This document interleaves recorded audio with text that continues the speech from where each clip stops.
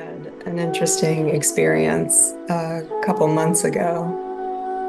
My husband and I were walking our dog through a park, and I was thinking about this progression of I am nothing to I am everything to the equanimous love that comes with I am everything.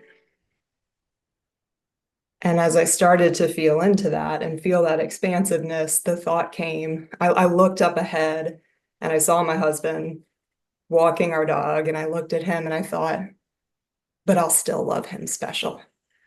And right in that moment, I tripped over this really sharp stump of a tiny tree. And as soon as that happened, I thought, oh my God, how cool. What instant feedback that this will trip me up. And so I was wondering if you could speak to this juxtaposition of being in a relationship while moving into equanimous love.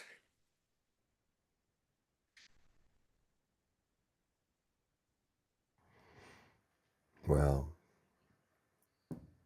let's just first start with there is, even in the equanimous, detached state of ubiquitous, eternal love, there still are roles to be played. That by proximity, there is something that you could call specialness. But it's simultaneous. And the way it's experienced is that in every single moment, whoever you're with, they're your absolute favorite and have always been your favorite.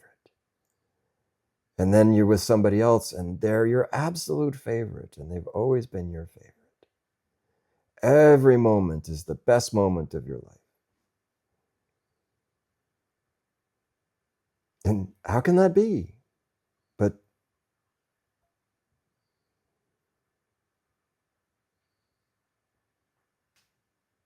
so it's not like specialness is rejected. It's just that simultaneously nothing is special and every last thing is so very special.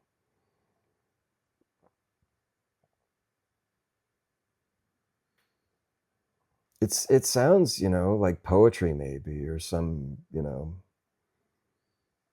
nonsense. I admit it doesn't really make any sense. And so maybe in a way it is nonsense. But it's experiential. And I will tell you that knowing the contrast, this is infinitely more sane than the other way. You see? Because to be fully identified in the specialness, and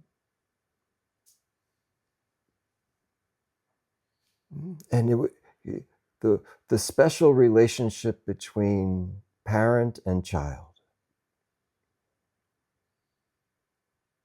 the parent will do anything for the child. Will do beautiful things and could do horrible things in the world in the name of love for child. Steal and kill even. Isn't it? And in that realm, this could even be called heroism. What a thing.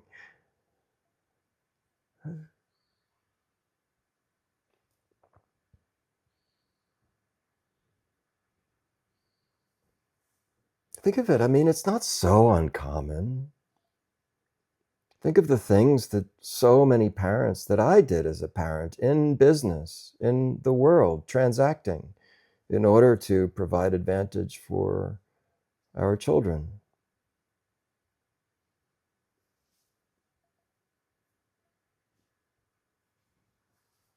But you see, this kind of special love immediately postures against a special kind of not love. So, in order for one to be special and identified in it, the other has to be not special.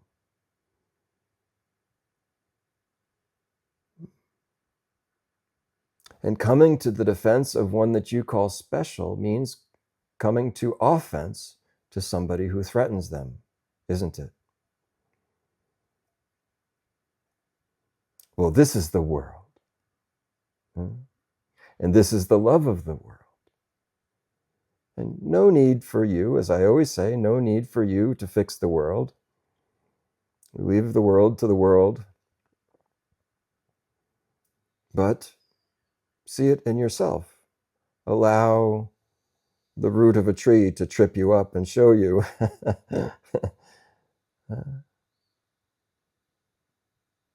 But you see, beyond attachment to identified in an attachment to special relationships, a sense of speciality expands, actually blossoms from this, that's more special than the special that you're protecting, that we protect before.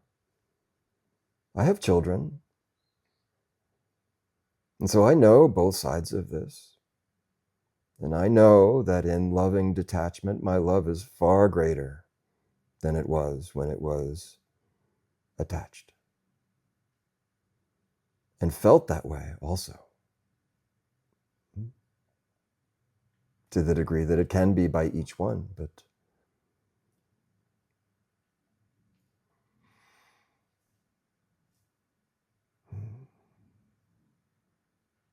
in truth, all of these relationships, first and foremost, they belong to God.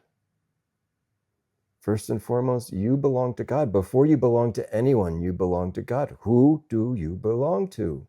Who do they belong to? There really is in this world no such thing as me and mine. Doesn't exist. It's only a sort of a play, an illusion, a mirage of the egoic sense of propriety.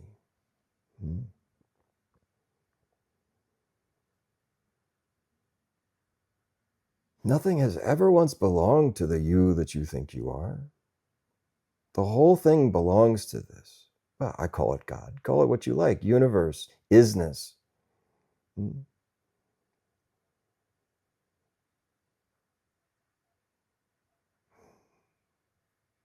You give yourself to your husband in this way, in a sacred and divine marriage.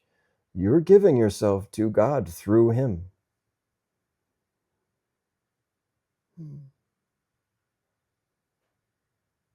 And then the special marriage is the one where you live to, we've been saying this recently here, to give, love, serve. To give yourself to him, to love him, to serve him, and he you. And it has to be reciprocated. But the one who seeks to receive rather than give, the one who seeks to be loved rather than love, the one who seeks to be served rather than to serve, this is called suffering. It's how the whole world is. So there's very little guidance for us to find to be rightly related in the world. Because everybody is, it's how it is. Everybody's seeking to get mine and for mine, my family.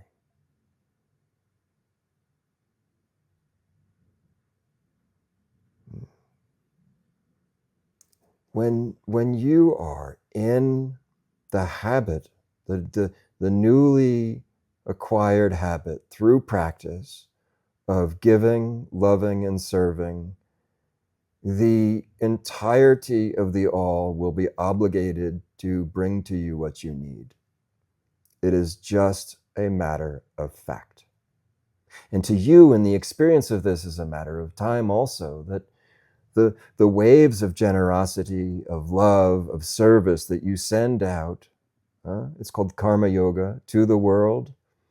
You can't see the shore on which the waves come back at you, but they will come back in time, in their own time, and they will be multiplied. And when you come into the posture of give, love, serve, and do it without any expectation of recompense, the waves of give, love, serve that come back to you, you'll be amazed.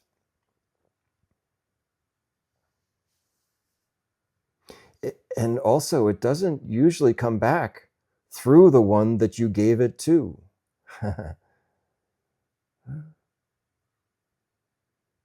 It can come back through another, or directly. Can enter right through the crown of your head. That's not bad.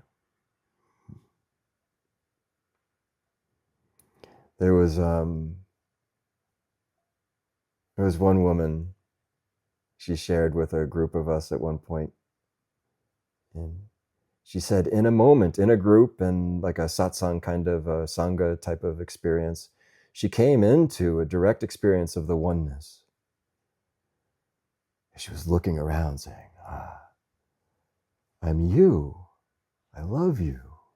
I'm you, I love you. Like this. And just sort of, expanding, each love, growing the love. And then she saw somebody, there was a hint of some past conflict, and she said, and boom, she was ejected by her own self, by her own judgment, ejected from the oneness, from the experience of the oneness.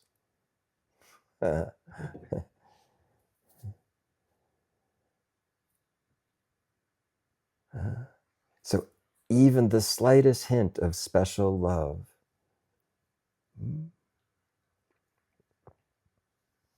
means judgment, doesn't it? And this judgment is the judgment itself. It's your own judgment.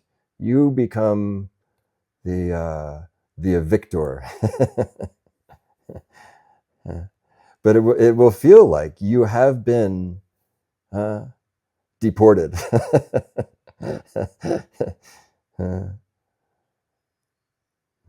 But no, it's just our own judgment. And it will happen over and over, so get used to it. It's no big deal. It's going to happen. You're going to experience special kind of love. But where it emerges, when these rivers of special love come into the ocean, there's a sense of every moment is the best moment, and every interaction is with the favorite one.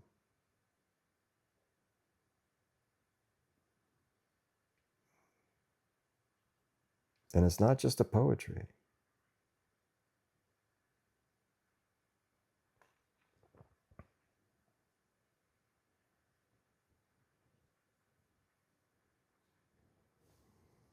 I once myself, if I can share, I was in Nicaragua, and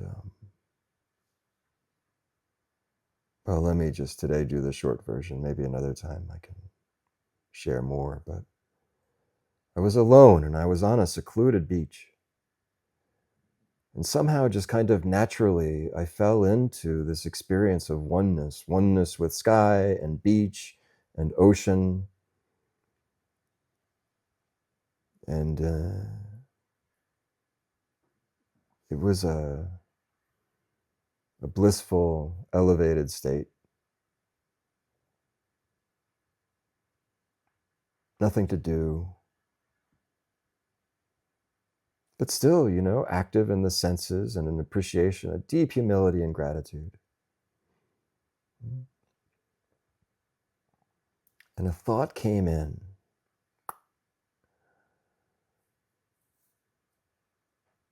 We should, on Earth, we should have a continent dedicated to people like me who appreciate the oneness. And then we'll have the other continents dedicated to other people, and we'll go visit them out of our kindness and goodness.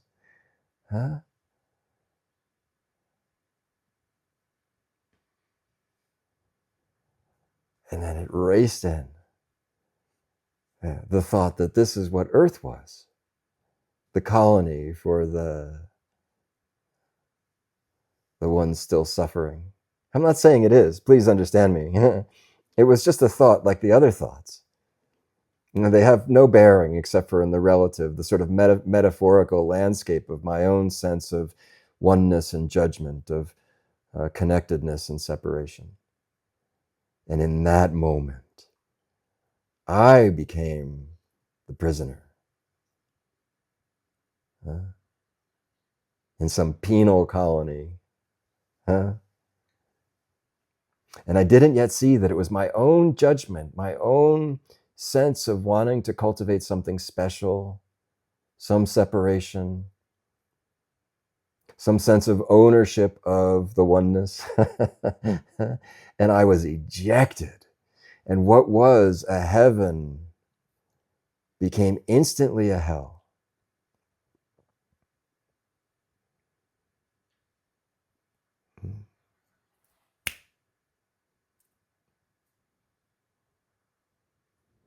And then maybe 20 minutes, an hour later, I reflected. I was so happy. And now I'm so miserable. What's the difference? And I saw it. It was a single judgment. It was a single exclusion. And I saw it so clearly, it was a hair's breadth, like not even a full degree in 360 degrees of awareness. It was a hair's breadth of just the tiniest shift between heaven and hell. And it was a single judgment. And it seemed so innocuous, but it wasn't. Not this damns us.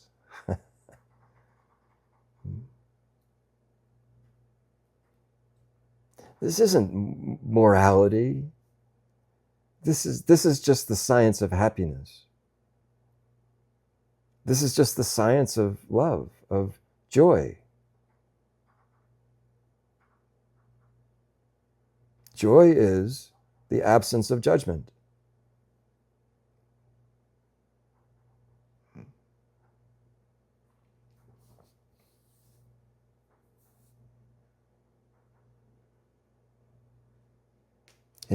And even in this realm, this dimension of non-judgment, there still can be discernment and preference. There still can be special relationships played out.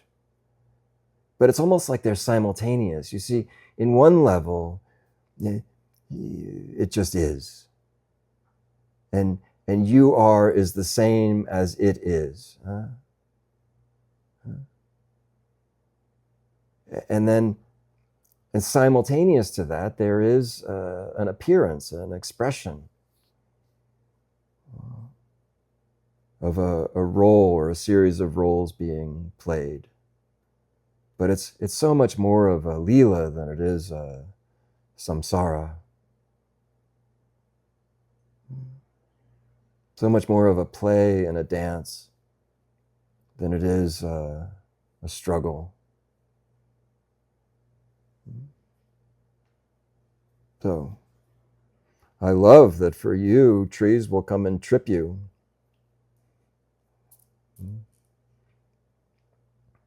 Don't they call the trees that can move ents in what's the ents? Isn't that what they call them? Yeah, from what's it called? Lord of the Rings. Yeah. Yeah, the world is much more magical than we know. And our lives are much more metaphorical than we can appreciate.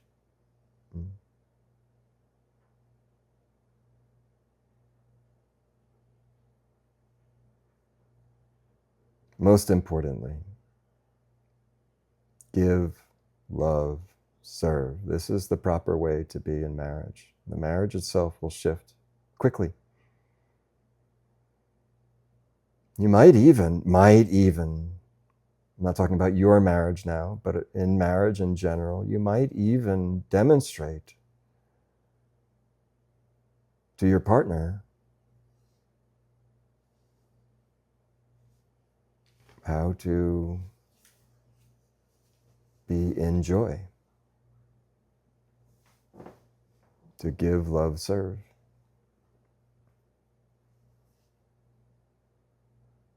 This is it's a bhajan that was created by Swami Shivananda. It says, give, love, serve, purify, meditate, realize. Be good, do good, be kind, be compassionate. It's like a kindergarten song for adults.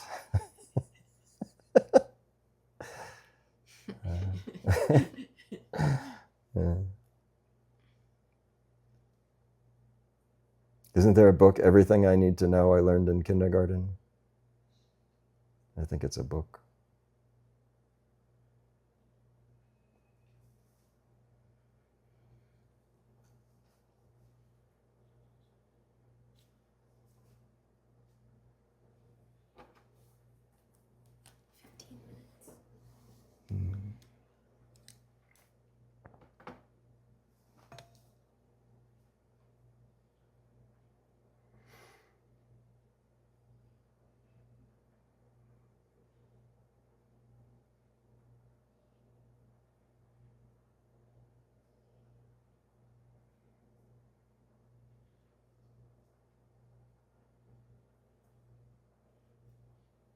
Give, love, serve. You know, it's like the prayer of St. Francis.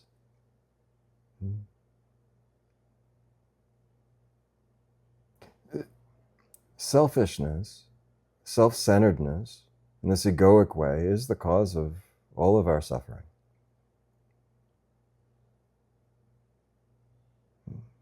And so give, love, serve is the antidote. It's the remedy.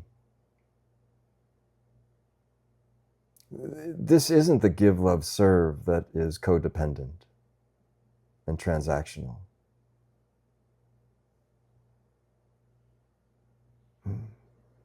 This doesn't mean, continue to, well, depending on where you are on your journey. It doesn't mean to needlessly suffer abuse. Right? But then there also is an intersection where each one recognizes that the world of experience is ruled by karma. Meaning it is the fruit of past thought, word, and action. Past thought, speech, and action. When one sees this, one will quickly strive to regain control of the tongue. Because you see, it's far more powerful than you know. The things we say,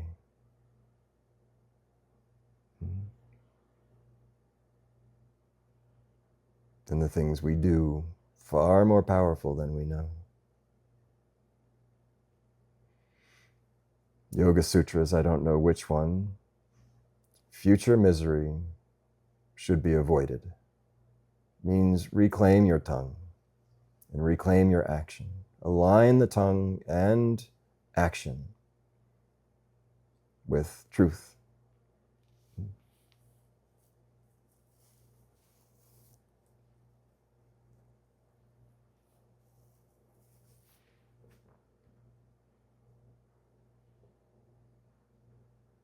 And at that intersection, you'll also recognize that everybody's doing the best that they can. You have always been doing the best that you can.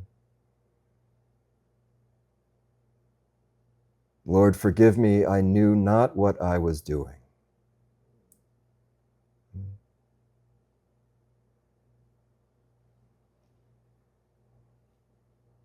That everybody's doing the best that they can. And now it'll be obvious. You lay down the sword of blame. Must do. It's the only practical response to a recognition of this truth.